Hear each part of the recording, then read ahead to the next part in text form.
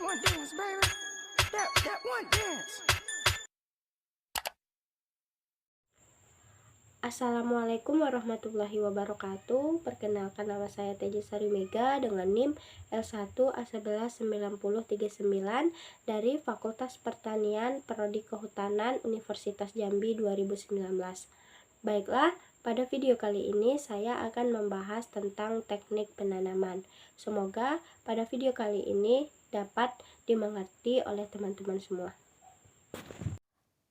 Baiklah, kali ini saya akan menjelaskan tentang teknik penanaman. Kegiatan penanaman merupakan kegiatan inti dari budidaya hutan yang mencakup areal yang luas, memerlukan biaya yang besar, sehingga diperlukan keterampilan yang cukup.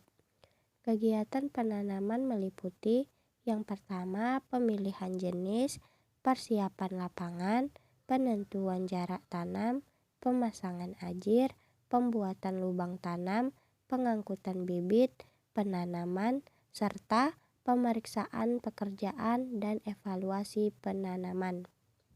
Jenis penanaman. Yang pertama, untuk penanganan rutin produksi. Yang kedua, penanaman pengayaan. Yang ketiga, reboisasi atau penghijauan.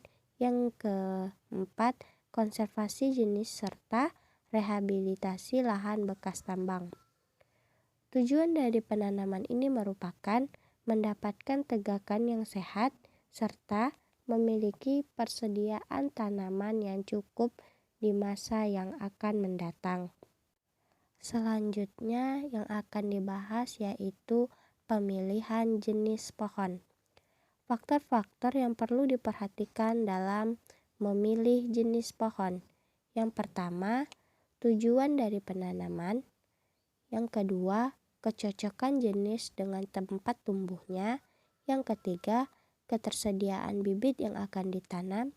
Dan yang terakhir, teknik budidayanya telah dikuasai dan mempunyai nilai ekonomi yang tinggi setelah dipanen. Selanjutnya yaitu kriteria ketersediaan jenis tanaman. Jenis tanaman yang dimaksud harus memenuhi persyaratan sebagai berikut. Yang pertama, pohon yang akan ditanam dapat menjamin ketersediaan bahan baku kayu yang diperlukan oleh industri perkayuan dan didukungannya. Yang kedua, persyaratan tempat tumbuhnya sesuai dengan kondisi tempat tumbuh pada lahan yang disediakan. Yang perlu dipastikan, terutama apabila jenis tanaman yang dimaksud bukan merupakan jenis tanaman setempat, melainkan jenis tanaman dari luar. Yang ketiga, teknik budidayanya cukup diketahui dan dapat dengan mudah dikuasai untuk melaksanakan pembudidayaannya. Yang keempat, bibit atau bahan tanaman mudah disediakan. Dan yang terakhir, pohon dapat cepat tumbuh atau tinggi volume nilai kayunya. Selanjutnya yaitu penentuan pola penanaman. Yang pertama, penanaman dengan pola monokultur. Penanaman satu jenis tanaman. Kelemahannya yaitu memberi peluang beradanya hama dan penyakit yang tidak pernah putus dan juga terjadinya ledakan hama karena persediaan makan tercukupi. Yang kedua, pola tanam hutan campuran. Dan yang ketiga, penanaman tumpang sari. Penanaman tumpang sari ini penanaman tanaman pokok di antara tanaman pokok juga ditanam satu jenis tanaman lain. Tanaman disela ditanam saat penanam tanaman pokok. Umur tanaman sela harus lebih pendek dari tanaman pokok. Keuntungan dari pola tanam monokultur adalah luasan yang sama akan diperoleh volume kayu yang lebih banyak, kualitas yang lebih baik, dan seragam dibanding dengan pola penanaman campuran atau tumpang sari. Yang kedua, Pengelolaan juga lebih mudah karena jenis tanamannya seragam. Pola ini memiliki kelemahan, yaitu terjadi serangan hama dan penyakit penyebaran lebih mudah meluas. Karena kebutuhan haranya sama, maka persaingan antar pohon untuk mendapatkan hara pada pola monokultur lebih tinggi daripada pola campuran. Sedangkan kelebihan dan kekurangan hutan campuran yaitu hutan campuran terdiri dari beberapa jenis pohon dengan masa tebang yang sama atau berbeda. Perbedaan daur tebang atau kombinasi dengan tanaman penghasil produk non-kayu menambah keanekaragaman penghasilan untuk jangka pendek, menengah, dan panjang. Pola ini dapat menghasilkan produk yang lebih mampu mengikuti perbedaan atau perubahan permintaan pasar. Karena masa tebang yang berbeda, jadi jika tidak dilakukan secara hati-hati, maka penebangan akan merusak tanaman lain di sekitarnya. Pada pola penanaman tumpang sari, sistem penanaman tumpang sari adalah penanaman tanaman pokok yang dikombinasikan dengan tanaman pertanian atau tanaman semusim di dalam satu area. Di masyarakat, pola ini diterapkan di lahan tegalan atau di pematang sawah. Keuntungan dari sistem tumpang sari ini adalah di samping mendapatkan hasil kayu, petani juga mendapatkan hasil jangka waktu pendek berupa panen dari tanaman yang ditumpang sarikan seperti jagung, kacang tanah, singkong, talas, nilam, empon-emponan, atau kunir, jahe, tumirang, dan lain-lain. Kegiatan pengelolaan tanah dan pemupukan ketika merawat tanaman semusim berpengaruh baik terhadap pertumbuhan tanaman. Yang selanjutnya yaitu pelaksanaan kegiatan penanaman. Yang pertama, perencanaan lapangan. Perencanaan lapangan bertujuan menentukan areal yang akan ditanami, pembuatan batas-batas areal tanaman. Yang kedua, pembersihan lahan. Kegiatan pembersihan lapangan meliputi pembersihan semak, perdu, dan pohon-pohon sisa.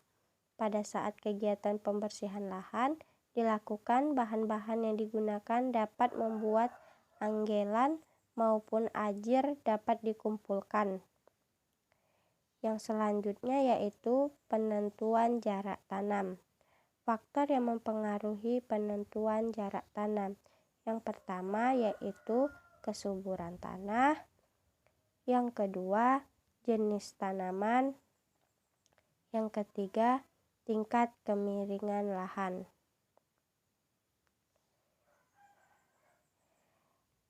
Mengapa jarak tanam harus diatur? Jawabannya adalah yang pertama, jarak tanam yang teratur akan memudahkan memelihara dan pengawasan serta memberi kesan rapi dan bersih.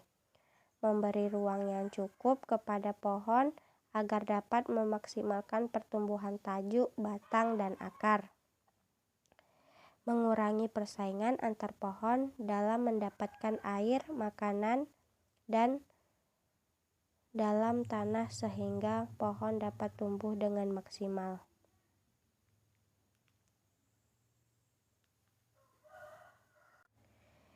Tujuan dari pemasangan ajir merupakan yang pertama, membentuk barisan penanaman yang lurus dan teratur. Menentukan titik tanam. Yang selanjutnya yaitu pengolahan tanah. Cara pengolahan tanah tergantung yang pertama, produk akhir dari usaha penanaman. Yang kedua, spesies yang akan ditanam, penutupan lahan, dan pengelolaan hutan, HPHTI, HPH atau pengayaan, dan yang terakhir kondisi tanah. Metode pengelolaan tanah terbagi menjadi dua. Yang pertama secara mekanis dan secara manual. Yang selanjutnya yang akan saya bahas yaitu tentang pembuatan lubang tanam. Lubang tanam ukuran bervariasi, tujuannya untuk menciptakan mikro, terutama memperbaiki agregasi tanah. Yang pertama, jenis tanah atau kepadatan tanah. Yang kedua, ketersediaan tenaga kerja. Dan yang keempat, pengangkutan bibit. Pengangkutan bibit dilaksanakan secara hati-hati agar tidak mengalami kerusakan selama perjalanan. Bibit yang telah diseleksi dimasukkan ke dalam peti atau keranjang dengan disusun rapat sehingga tidak bergerak jika dibawa atau ditumpuk.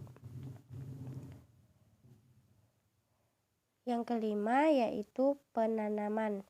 Kalau bibit menggunakan polybag, maka menggunakan bibit ditanam kantong plastik dilepas dengan cara dirobek yang medianya terlebih dahulu dipadatkan dengan cara memeras atau menekan polybag tersebut. Kalau menggunakan tub plastik, maka lepaskan bibit dari tub dengan cara memukul tuber bagian bawah secara perlahan.